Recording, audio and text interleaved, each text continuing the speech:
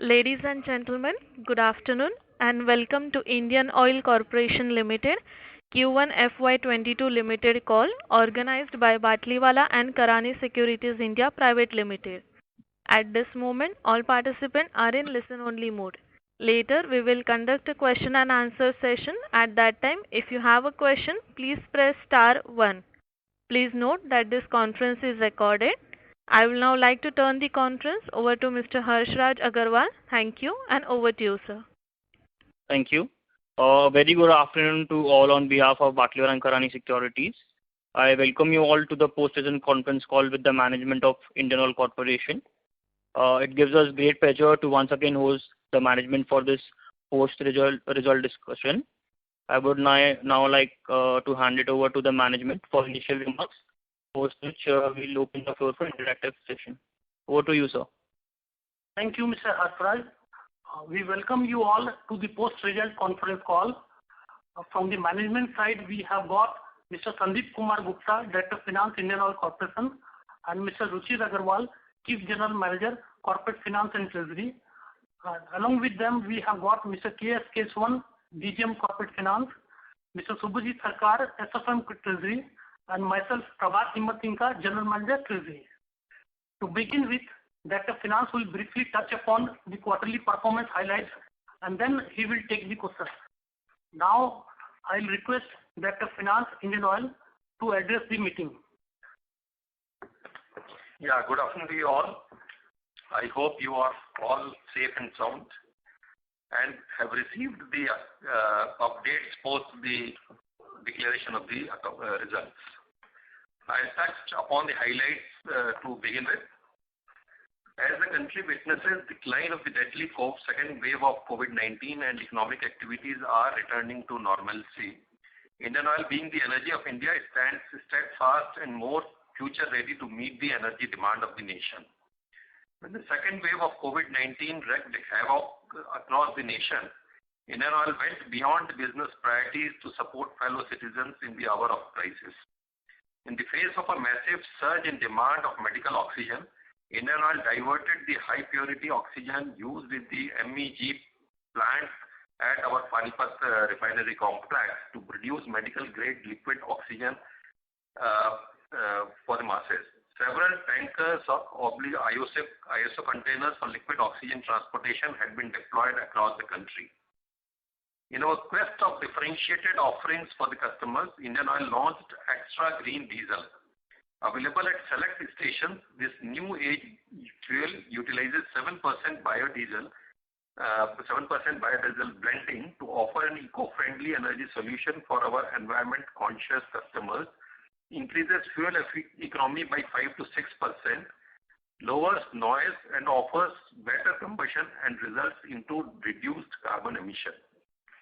Our customer-oriented platter of product innovations in the recent past is starting from rollout of India's first 100-octane petrol XP100, launch of XP95 to reach out for the crucial mid-premium segment, 100% conversion of Leh Ladakh and Kargil areas to BS6 winter-grade fuel and extending this even for the defense forces, LPG innovations such as relaunch of Chotu, Indian Extra Stage with better fuel efficiency, newly introduced rust-free composite LPG cylinders which add to the aesthetic appeal of the kitchens, to the digital initiatives like LPG booking through Alexa and Missed Call. These all efforts evince Indian Oil's commitment towards offering higher customer delight. You all will be delighted to note that over 30,000 of Indian Oil's retail outlets are now automated, ensuring correct quantity and correct price charged through real-time monitoring. In another such effort to enhance customer delight, Indian Oil launched diesel at doorstep service in 20-liter Safa jerry cans in Karnal, Haryana for the first time. We have also commissioned 83 mobile dispensers during April to June 21, which is the highest in the industry. With this, we have 720 mobile dispensers on a pan-India basis. While a lot of efforts are being made in offering newer and differentiated products in conventional oil and gas portfolio, Indian Oil is also focused on harnessing clean energy and greener future. Collaborative ventures with Israeli setup Finergy to commercialize the aluminum air battery technology in India, setting up ethanol plants for using indigenous feedstock, exploring unconventional areas like converting used cooking oil to biodiesel, harnessing hydrogen as the ultimate sustainable fuel of the future are among some of the initiatives for achieving sustainable business. Indian Oil's pioneering efforts to usher in hydrogen economy in the country is now globally acknowledged. Indian Oil was recently inducted into the World Hydrogen Council as a supporting member of the council. And the major update on this front is the nation's first green hydrogen plant that Indian Oil intends to build at its Mathura refinery. As part of the continuous efforts to diversify crude basket, Indian Oil became the first Indian PSU refiner to procure Guyanese Liza crude. We also contracted for 2.9 million metric ton of US crude grades on an optional basis for the current year, continuing the previous year's experience. Talking about numbers, the average price of crude, that is Indian basket, during this quarter was at $67.50 per barrel, an increase of 12% from the average price of the immediately preceding quarter, that is $60.45 per barrel in Q4 FY21. If we compare on a corresponding quarter basis, there is an increase of 121%. With respect to the crack spreads of the products with reference to Indian basket, MS cracks have improved during the quarter at $7.57 per barrel as compared to the preceding quarter, which was $5.39 per barrel. Cracks are also higher than the corresponding quarter of FY21, where it was only $0.70 per barrel. For HSD, the crack spreads during this quarter at $4.52 per barrel has been higher as compared to the preceding quarter, which was $3.78 per barrel. Cracks are also higher than the corresponding quarter of FY21, where it was only $3.38 per barrel.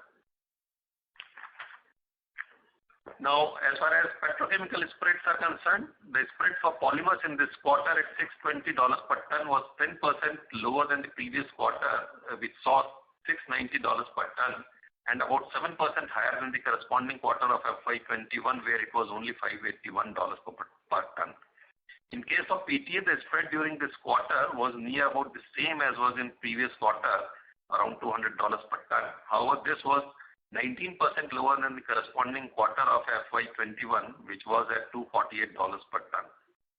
With respect to MEG, the spread in the current quarter at $56 per ton was about 55% lower than previous quarter and 72% lower than corresponding quarter of FY21. We expect that with recovery of PTA and MEG cracks, perhaps the petrochemical performance would be still better. This quarter, we have registered a PAT of rupees 5,941 crore as against rupees 1,911 crore in the corresponding quarter of FY21. With vaccinations being rolled out across the globe, we are expecting improvement in refining margin environment going forward and hence better cracks in the periods to come. Revenue from operations during the quarter is at 1,55,056 crore as against 1,63,606 crore in the preceding quarter. Now, let us see the verticals. Refineries. The throughput during the quarter was at 16.7 million metric ton with a capacity utilization of 96.2%. The throughput for preceding quarter was 17.6 MMT with a capacity utilization of 102.4%. Throughputs were mainly impacted due to plant shutdown and fall in demand because of second wave of the pandemic. IOC refineries registered a GRM of $6.58 per barrel during the current quarter. The CP GRM for the quarter is $2.24 per barrel, and our refineries have thus outperformed the benchmark Singapore GRMs during Q1, which was only at $2.05 per barrel. On the pipelines, the capacity utilization was about 83% during this quarter as compared to 92.5% in the Q4 of FY 2021. And our pipelines continue to generate stable returns, giving an EBITDA of about rupees 1,575 crore during this quarter. On the marketing, the sales were 18.82 million metric ton during this quarter as compared to 20.82 million metric ton in the preceding quarter.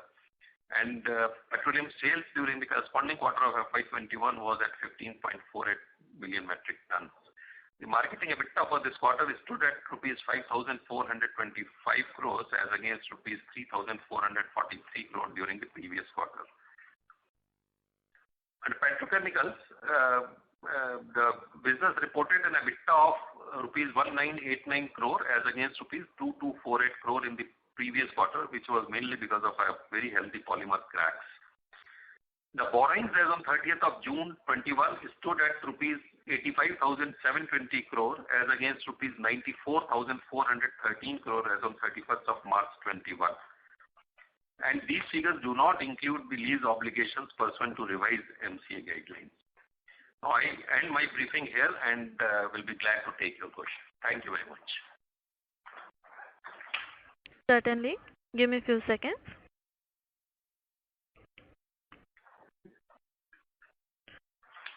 Ladies and gentlemen, we will now begin the question and answer session.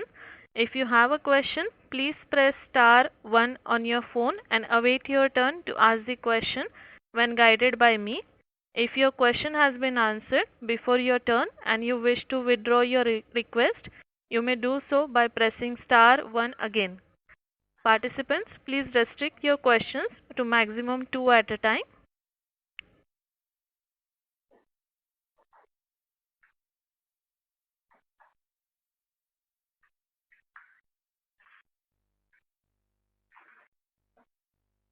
We have first question from the line of Mr. Kirtan Mehta from Bank of Baroda. You can go ahead.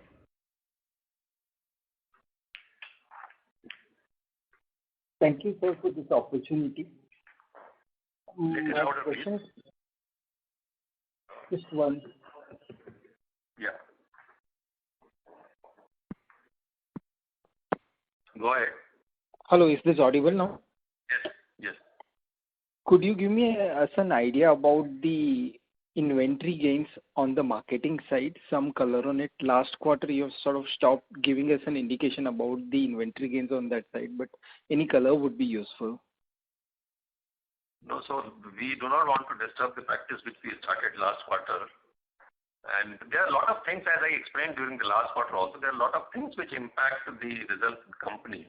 And seeing any particular information in isolation may not be helpful. So we are not sharing such information.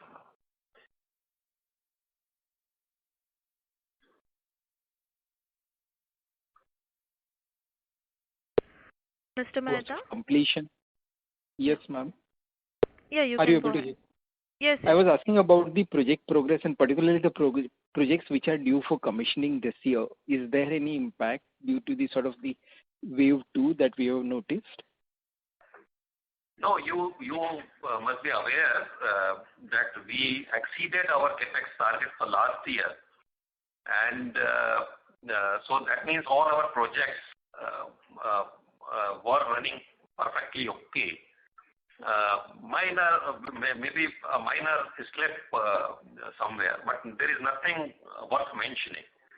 And this year also we are committed to meet our capex target. So no apprehension on that side. Fine, sir. I'll come back in the queue. Thank you. Sure. Thank you, Mr. Mehta. We have next question from the line of Mr. Vardarajan Shivshankar from Antique Stock Broking. Please go ahead. Thank you, sir, for giving me this opportunity. I just wanted to clarify this $2.24, the GRM which you are referring to, is that comparable to Singapore number which you used to give earlier, isn't it? Adjusted for the time difference? So when you say it is comparable to Singapore margin, it is on the same basis. That means it is the current price GRM. In their system, it is always a current price GRM only. It's a theoretical GRM, Singapore margins. Whereas in our case, we strip off the inventory gains and the price lag impact to make it current price GRM. However, there is a change, there is a difference in the yield. So there is some yield which is theoretically considered in Singapore benchmark to margin workings. Whereas in our case, it is the actual yield. So those are the only differences.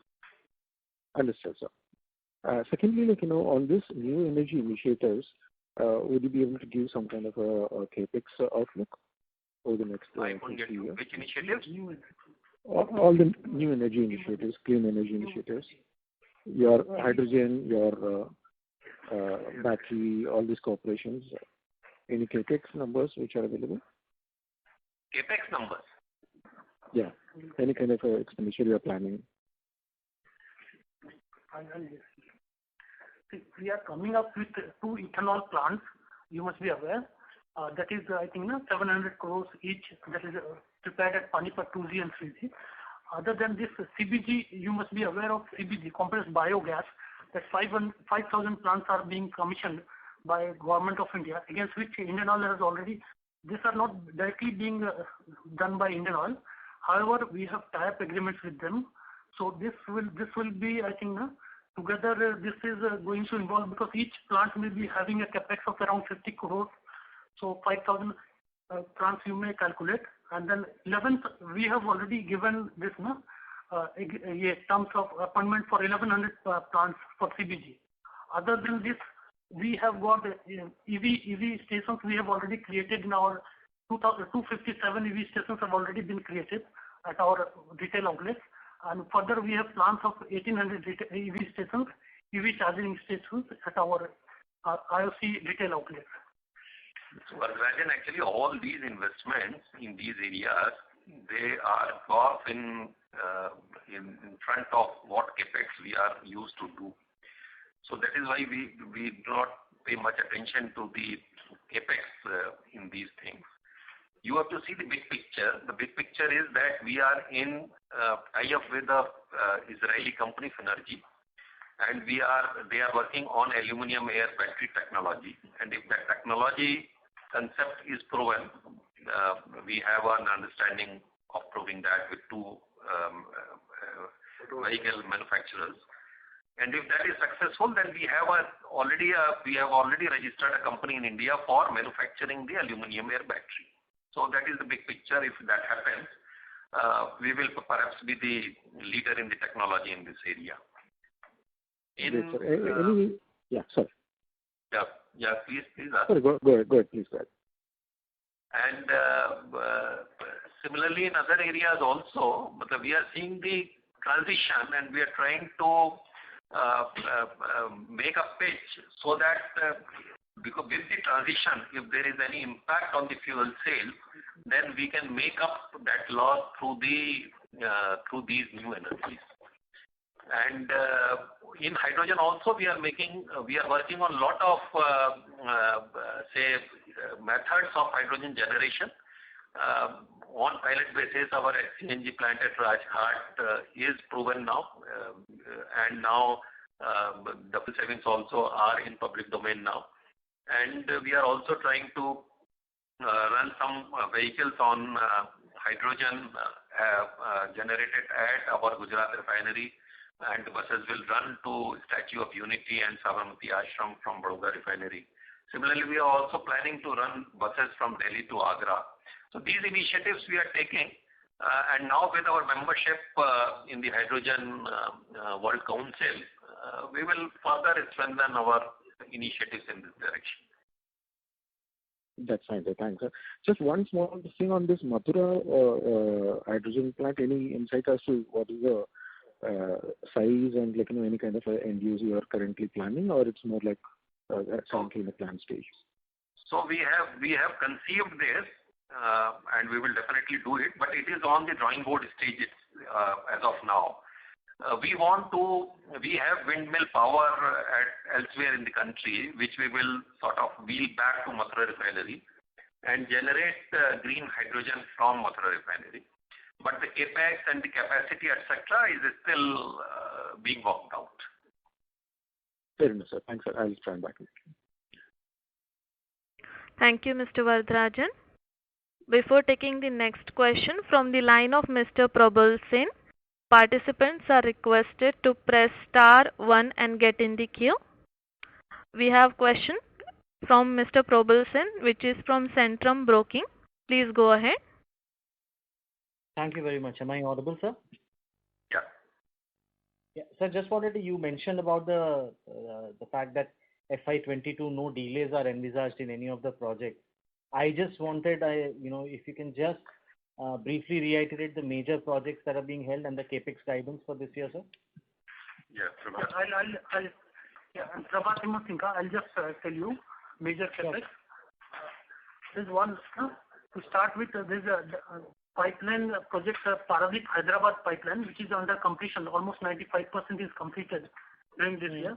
Then there is a Koyali Ahmedabad Solapur pipeline, which is under progress, and almost 87 to 90% is done. And then there is the extension of Paradip Haldia Durgapur pipeline, LPG pipeline, from to Patna and Muzaffarpur. This is also 90% completed. Then ethylene glycol project, MEG project, that is at Paradip, is also 90% completed. And then we have got Ennore, Bangalore, Pondicherry, Madurai, Tuticorin LNG pipeline, which is under 87% to 90% completed. So these are the major projects that will come up during this year. Other than this, we have got a number of small projects which are undergoing, and that details can be shared separately. Sure. And what's the overall capex that is planned for this year, sir? This year's capex plan is around 28,500 crores. 28,500. And can I know how much of marketing outlets and infrastructure is part of this, sir? Marketing total around is 6,600 crores. And if you want other projects, maybe refinery 5,000 crores, pipeline again 5,000 crores, and petchem is 2,500 crores, and balance maybe some amount in JV. We have got joint ventures maybe, and some gas infrastructure maybe 1,100 crores around. Got it. So the major thing which is expected in this fiscal is basically the pipeline, the natural gas pipeline in the southern India, which is slated to be commissioned by February 22. So that will be a big ticket thing. And second is the MEG unit at Paradip Refinery, which will get commissioned this year. Got it. And so one last question, if I may. What sort of, post the gradual reopening that we have seen in most major cities from July onwards or June onwards, what sort of fuel consumption levels are we seeing in the current quarter, in July and August? Any sense you can give us in terms of as a percentage of pre-COVID levels or whatever is comfortable? So for July, the MS consumption as compared to July 19 has seen a growth of 3.5%. Okay. As compared to July 19. Got it. Okay, but then diesel continues to be a cause of worry where the degrowth is 11%. So diesel sales are still short of July 19 levels. Okay. And the same is the case with ATF where the levels are at minus 53%. LPG has seen a robust growth of 7.5% with respect to July 19.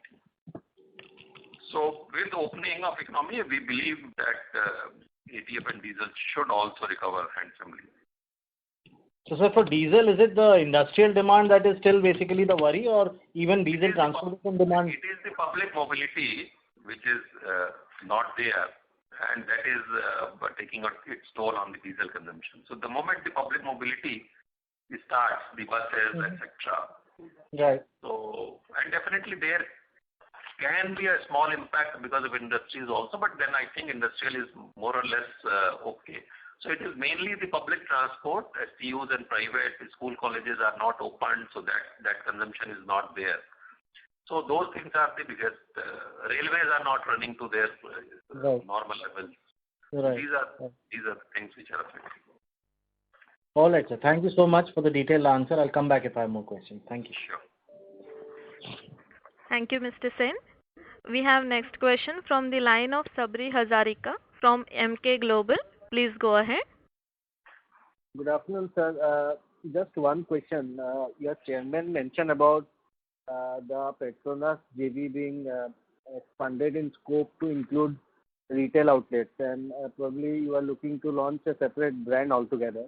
And he also mentioned that some of the existing retail outlets may be monetized through this way. So can you elaborate on this? What kind of arrangement is this, or are you looking to monetize retail outlets also going forward going forward? We have a joint venture with Petronas of Malaysia since 1998. So it is more than 20 years that JV is operating, but we were limited only, the JV operations were limited only in the area of LPG terminaling and bottling, etc., only at Haldia and later on at Ennore. Now the market is opening up. The private players have been allowed wherever their net worth is more than 250 crore. And we find certain limitations because we have to allot the dealerships through lottery system only. You are also aware of the wayside amenity facilities coming up in the national highways where we need to engage somebody whom we cannot perhaps allot through lottery, being a public sector. So we have decided along with Petronas that we will expand the operations of this joint venture with them at in the name of IPPL. We will expand their horizon to fuel retailing also. And this encompasses the whole lot of opportunities. It could be new areas, identification of new areas and setting up of retail outlets by that company, or it could be wayside amenities, etc. Or it could also be sale of certain existing retail outlets to them, which is akin to monetization. So all options are open to us, and we are detailing on these aspects. It will be somewhat similar to what Reliance and British Petroleum has done regarding their JV. I do not know what they have done. Okay. Okay, sir. Thank you so much. Yeah. Thank you, Mr. Hazarika. We have next question from the line of Mr. S. Ramesh from Nirmal Bang Securities. Please go ahead. Good afternoon and thank you very much. So, can you give us your thoughts on the current spreads in refining and the petrochemical spreads? So petrochemical in the refining sector first, the MS cracks are now at a decent level of about $7 per barrel. But the HSD cracks are still impacted and are low at about $4 to $4.5 per barrel only. Now, MS consumption is back to normal levels, and that is why the cracks have improved of late. And diesel crack is still impacted. That is why the diesel cracks are low. We hope that with vaccination happening world over and opening up of economy, once people realize that post-vaccination, perhaps the impact of any such infection is not that severe, we believe that these consumptions would go up and the cracks will also correct sharply. So they should move up. And in petrochemical also, we saw weaker cracks as compared to the last quarter, and we expect that petrochemical cracks should also improve, especially in fact all the areas. Polymers were lower in this quarter, PTA was lower, and MEG was also lower. So we expect these cracks should also recover.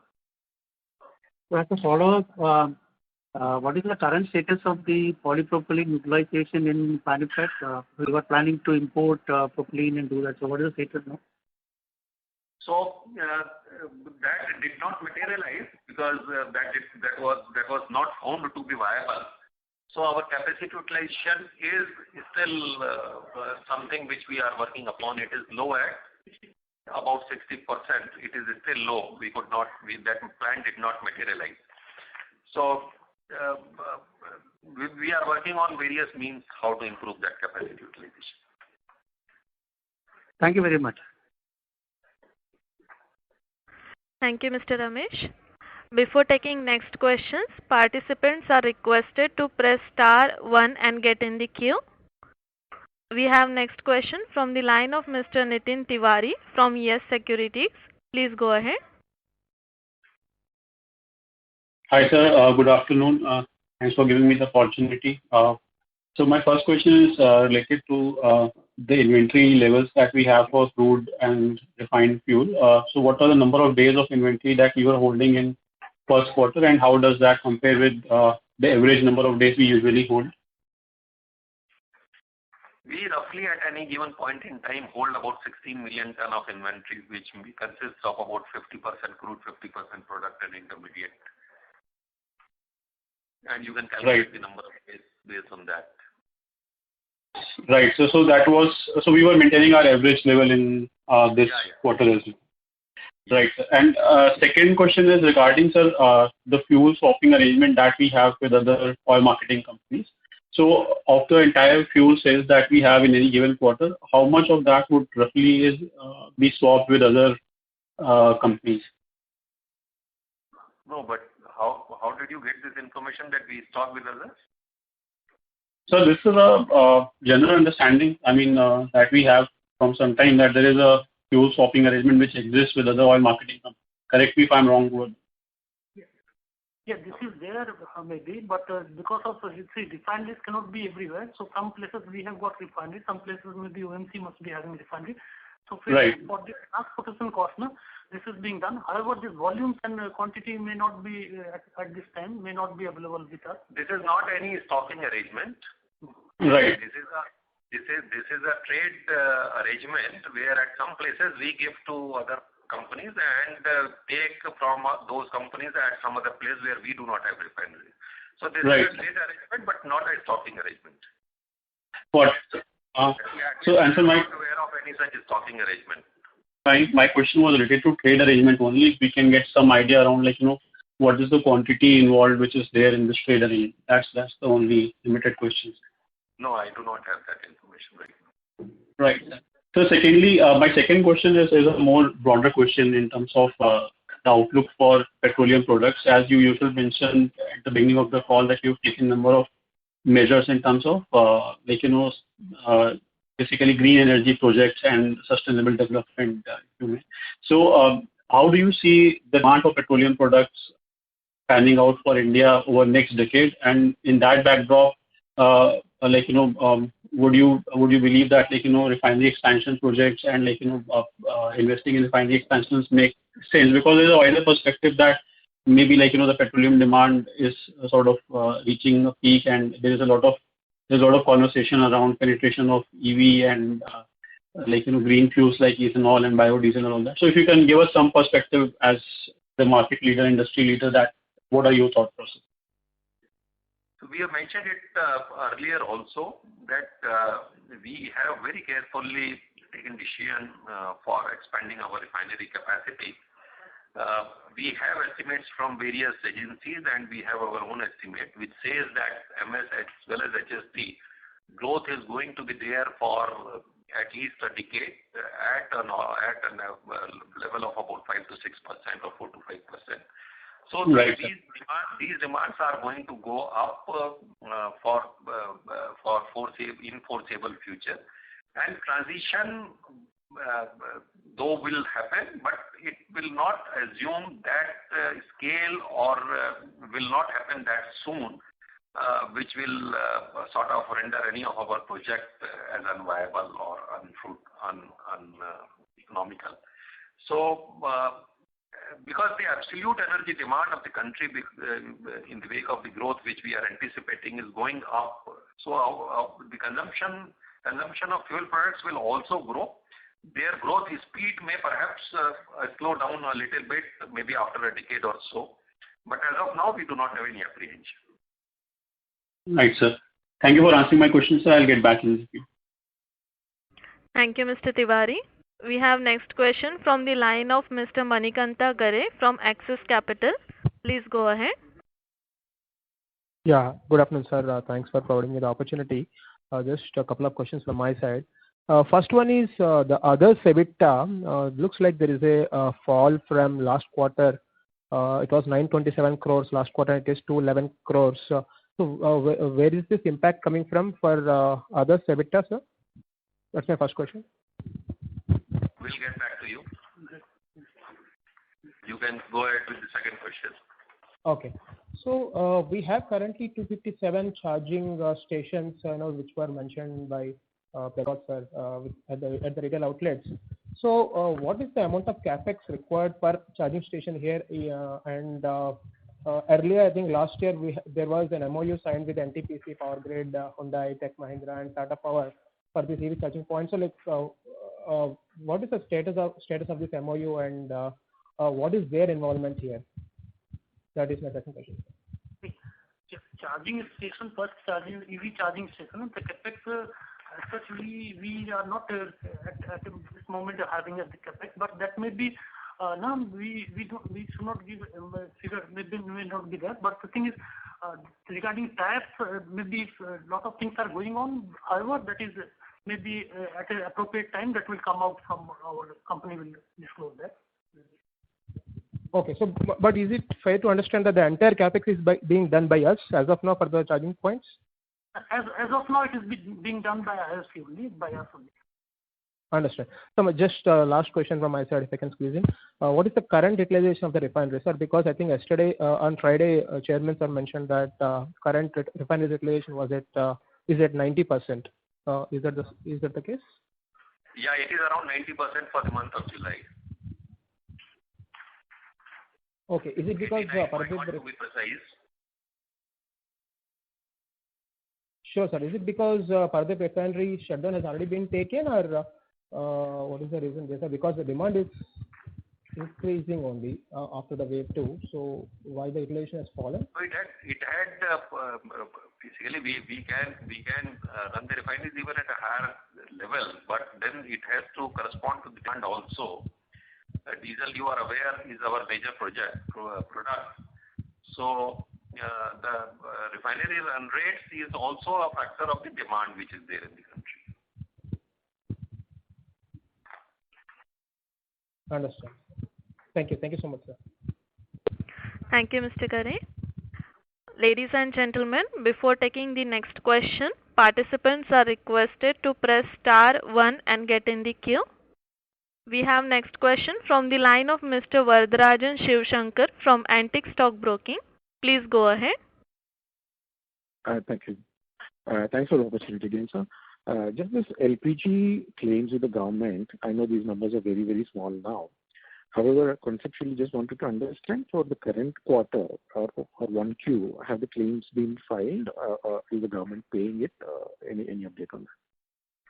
So I think this would be sufficient to tell that we do not have any outstanding claim pending with Government of India as of now. Okay. If I may probe a little more, was there an under recovery on Q?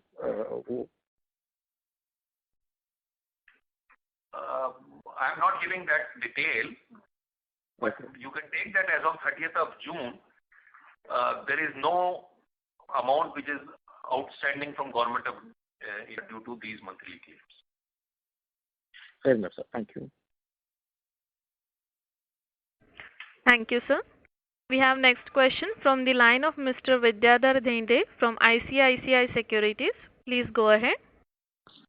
Thank you. My first question is on what is your cost of your crude in June, whatever is your crude inventory in June, and what is the rough cost?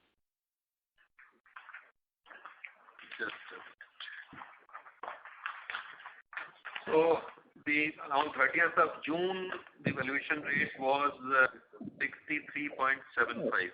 Sorry, just a minute. 63.75, yeah. Okay, in June it was 70.44.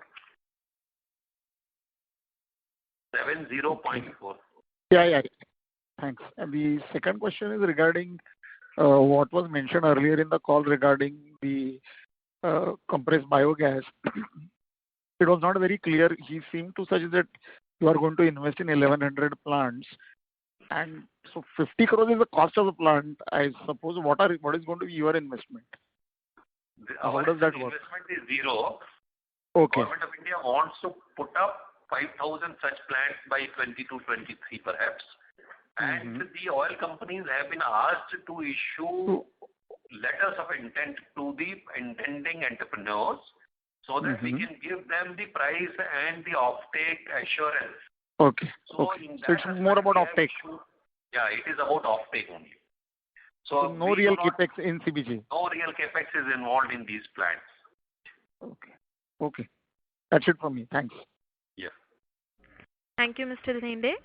We have next question from the line of Mr. Sumit Rohra from Smartsun Capital Private Limited. Please go ahead.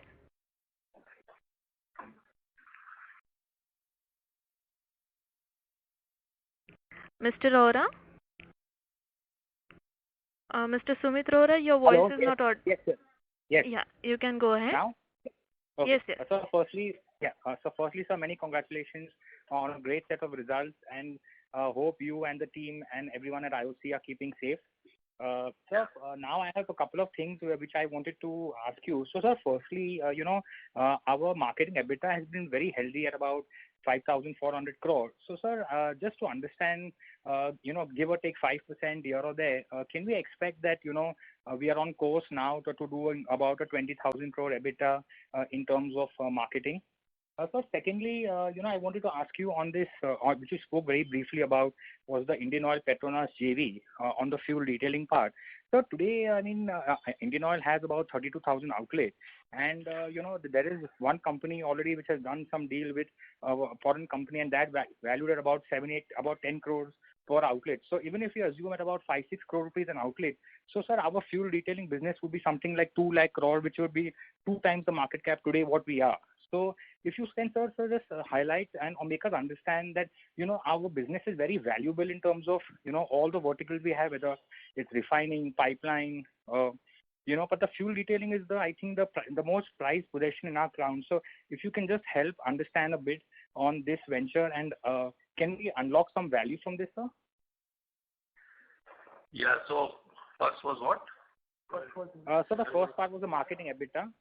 Marketing EBITDA. So I believe that we can have some upside going forward on the marketing EBITDA side. This is slightly higher than perhaps the last quarter, because there were certain year-end provisions which were there on the marketing side in Q4. But going forward, these levels are definitely normal, and I see some upside in these levels also. As far as the IPPL joint venture announcement is there, as I explained in response to an earlier query, we have all options open. So we can have new retail outlets being set up by that joint venture, or we can have the wayside amenity dealership being awarded by that company on the various outlets which will come up on the national highways as per their policy. And we can also monetize some of our existing retail outlets. So all those options are there with us, and the detailing is happening. I fully agree with your view that there is a lot of value. However, IOCL has not unbundled it as of now, and whole lot stock and barrel we do not intend to do right now. But yes, we definitely echo the same sentiment that we have a lot of value in the company, in various segments of the company, and perhaps the market price, whatever is there, is not the correct reflection of the value. And sir, just for one, the thought process which I had was that, if you can just, include a detailed presentation of, our different verticals, and, if you can just give, a value which is like, a replacement kind of value. So then kind of people, investors would get a better sense of how valuable our company is. So that will kind of, I think, add huge value for all stakeholders. So if you can just, have that done, because then people get, will get a better sense of what's, what actually IOC consists of, Okay, we will consider that. Sure, sir. Thank you very much, and wish you all the best, sir. Okay, thank you. Thank you, Mr. Rohra. We have next question from the line of Mr. Vivekanand S. from Ambit Capital. Please go ahead. Hi, thank you for the opportunity. Couple of quarters ago, government had suggested monetization of PSU assets through the InvIT model. I believe management had commented a little bit on this, particularly with respect to certain assets like pipeline or hydrogen projects that we have. Any update on this, and potential timelines, as well as the kind of assets that we may want to monetize via InvIT, and the likely proceeds that we target? As per our plan, which has been submitted to our ministry, we are in the current year planning to monetize 2 of our hydrogen generation units at Gujarat Refinery. And based on the success of that, perhaps 5 more plants in the next year. So that is our monetization plan as of now. And sir, just a follow-up, how much of your total hydrogen production are you going to monetize this year? These 2 plants are of what capacity? 75 KT. Just a minute, I'll just tell you.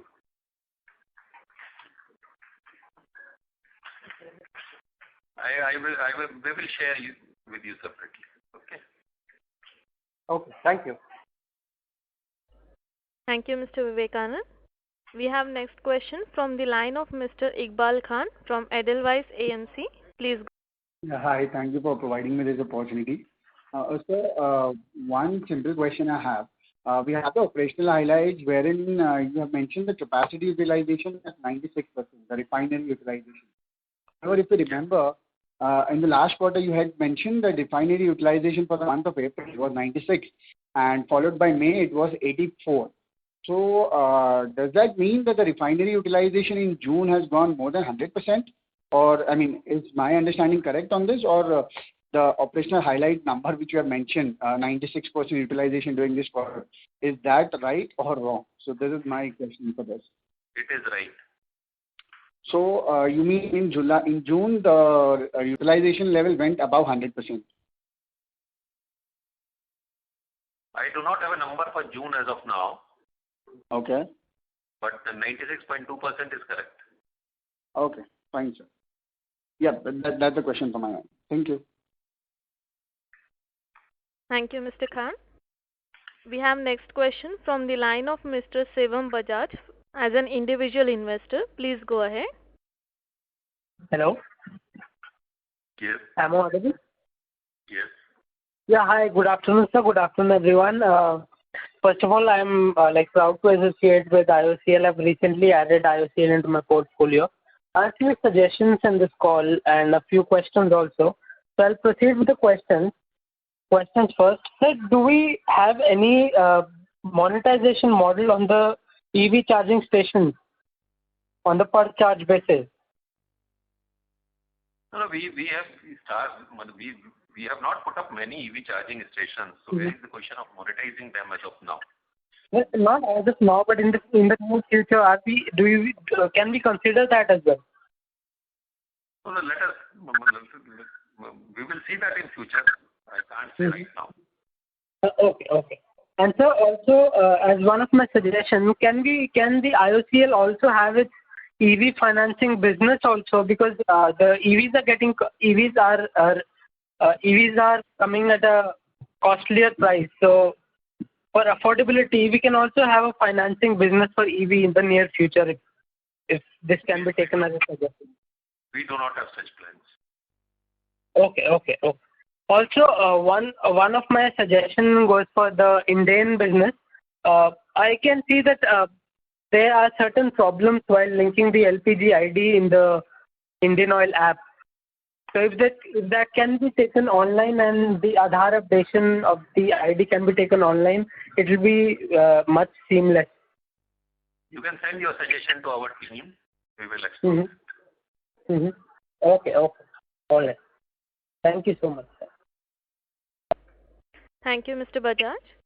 We have last question from the line of Mr. Kishan Mundra from Antique Stock Broking. Please go ahead.